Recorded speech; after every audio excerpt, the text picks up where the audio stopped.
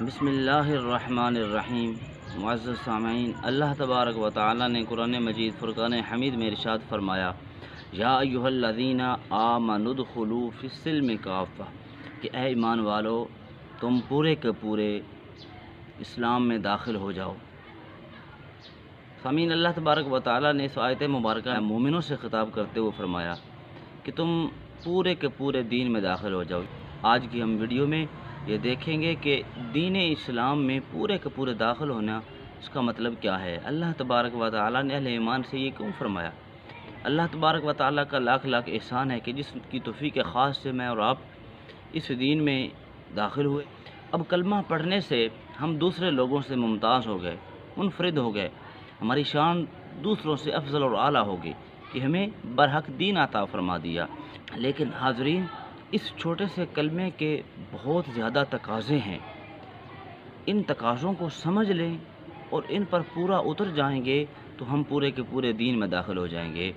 تو ان میں سے چند باتیں میں آپ کے سامنے آج کی اس ویڈیو میں شیئر کروں گا کہ ہم کیسے دین اسلام میں پورے کے پورے داخل ہو سکتے ہیں۔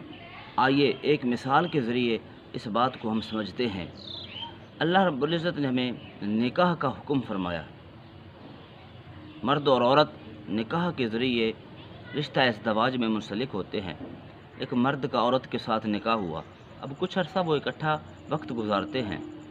کچھ عرصے کے بعد وہ عورت اس قاضی کے پاس واپس جاتی ہے جس نے اس کا نکاح پڑھایا تھا، اور وہ اس کو کہتی ہے، جس شخص کے ساتھ تو نے میرا نکاح پڑھایا ہے وہ تو میرے اخراجات پورے نہیں کرتا، وہ میری ضروریات پورے نہیں کرتا، مجھے اخراجات نہیں دیتا، میرا خرچہ نہیں اٹھاتا، میری ضروریات پورے نہیں کرتا۔ تو قاضی اس مرد کو بلاتا ہے اور آ کر اس سے کہتا ہے کہ اللہ کے بندے، تیرا اس فلاں عورت کے ساتھ نکاح ہوا تھا اور اتنا عرصہ گزر گیا ہے، تم نے اس کی ضروریات پوری نہیں کی، اس کے نان و نفقہ پورا نہیں کیا، اس کے اخراجات پورے نہیں کیے، وجہ کیا ہے؟ تو وہ شخص آگے سے جواب دیتا ہے کہ قاضی صاحب، آپ نے جب نکاح پڑھایا تھا تو اس وقت یہ شرائط نہیں لکھی تھی کہ نکاح کے بعد اس کے اخراجات پورے کرنا، اس کے کھانے پینے کا انتظام کرنا، اس کے لباس کا انتظام کرنا یہ میرے ذمہ ہے، یہ آپ نے مجھے نہیں کہا تھا۔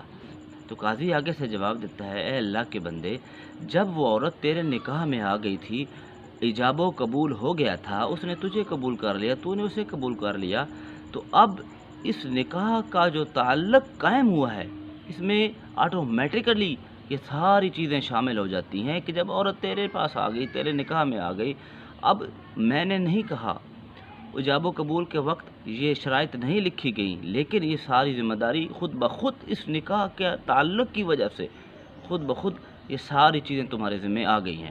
اب یہ ساری چیزیں پورے کرنا تمہاری ذمہ ہے، کوئی کہے یا نہ کہے، کوئی شرائط پہ سائن کروائے یا نہ کہے، لیکن یہ تمہاری ذمہ داری ہے، تمہیں پورا کرنا پڑے گا۔ اسی مثال کو ہم اس دین پر لاگو کرتے ہیں کہ جب ہم کلمہ پڑھ لیتے ہیں، اللہ کی توحید، آقا علیہ الصلوۃ والسلام کی رسالت کا اقرار کر لیتے ہیں، تو اب بندہ کو یہ کہے کہ میں نماز نہیں پڑھتا، یا کبھی پڑھتا ہوں کبھی چھوڑ دیتا ہوں، زکوٰۃ نہیں دیتا، روزہ نہیں رکھتا، تو یہ چیزیں میری ذمہ نہیں ہیں، میں نے کلمہ پڑھ لیا، اب مسلمان ہو گیا، اب یہ ان چیزوں کی ذمہ داری میری نہیں ہے، یہ اس کی غلطی ہوگی۔ سامعین، جب کلمہ پڑھ لیا، اب اس کلمے کے تقاضوں میں یہ بات شامل ہو گئی کہ اب ارکان اسلام کی پابندی کرنا تم پر ضروری ہے، نماز قائم کرنا یہ تمہاری ذمہ داری ہے، زکوٰۃ سال میں ایک دفعہ بر وقت ادا کرنا یہ تیری ذمہ داری ہے، روزے رمضان المبارک کے روزے رکھنا تیری ذمہ داری ہے، استطاعت کے مطابق حج بیت اللہ شریف کرنا یہ تیری ذمہ داری ہے۔ تو یہ چیزیں جب تک پوری نہیں ہوں گی، انسان پورے کا پورا دین میں داخل نہیں ہوگا۔ ارکان اسلام، تمام عبادات کی پابندی اس کلمے کے ساتھ منسلک ہیں، جب پوری کریں گے تو پھر ہم دین اسلام میں پورے کے پورے داخل ہو جائیں گے۔ ایک تو اس کا یہ مفہوم ہو گیا۔ آئیے آگے دیکھتے ہیں، اس کا ایک مفہوم اور بھی ہے، وہ یہ ہے کہ جب زبان سے ہم نے کلمہ پڑھ لیا، اب اس زبان کا کلمہ پڑھنے کے ساتھ ہمارے جسم کے تمام اعضاء بھی اس دین میں داخل ہو چکے ہیں۔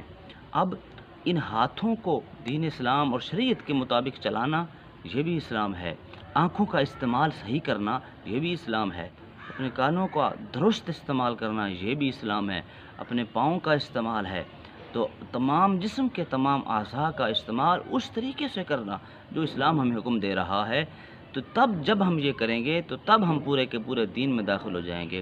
وہ سامعین، جو لوگ اپنی نظروں کا استعمال صحیح نہیں کرتے، کل قیامت کے دن ان کی آنکھوں میں گرم سلاخیں ڈالی جائیں گی۔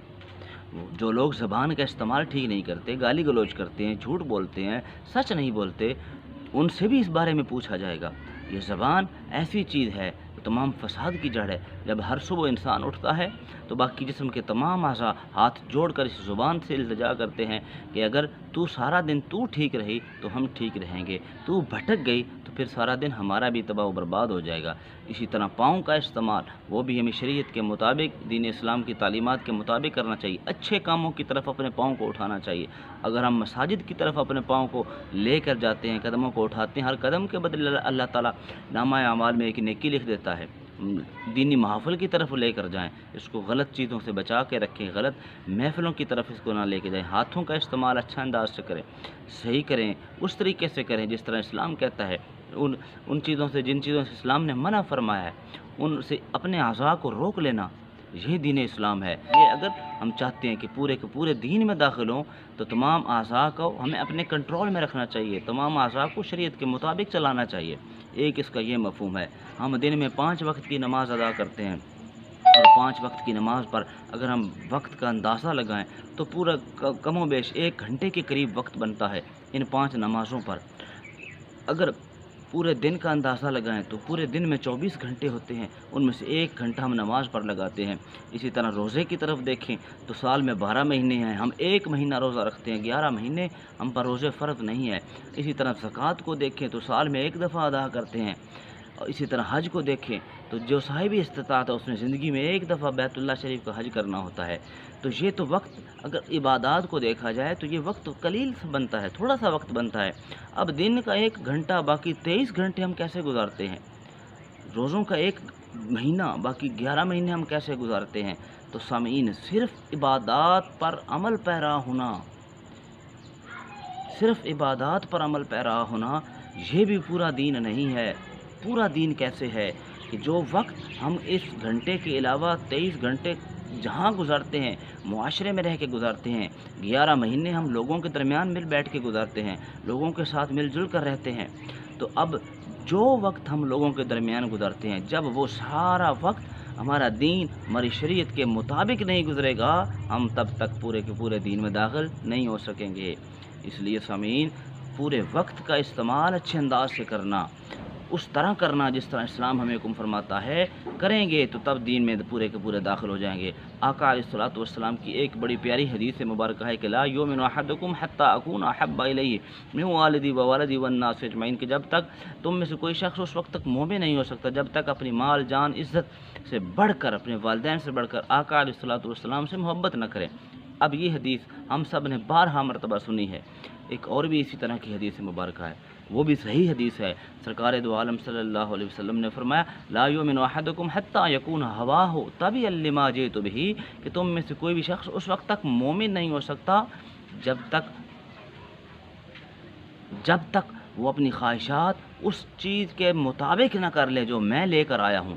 یعنی آقا علیہ الصلوۃ والسلام قرآن لے کے آئے، آقا علیہ الصلوۃ والسلام کی احادیث مبارکہ ہمارے پاس موجود ہیں، آقا علیہ الصلوۃ والسلام شریعت لے کے آئے ہیں۔ تو آقا نے فرمایا جب تک تمہاری خواہشات اس شریعت، اس دین کے تابع نہیں ہو جاتی، تب تک تم مومن نہیں ہو سکتے۔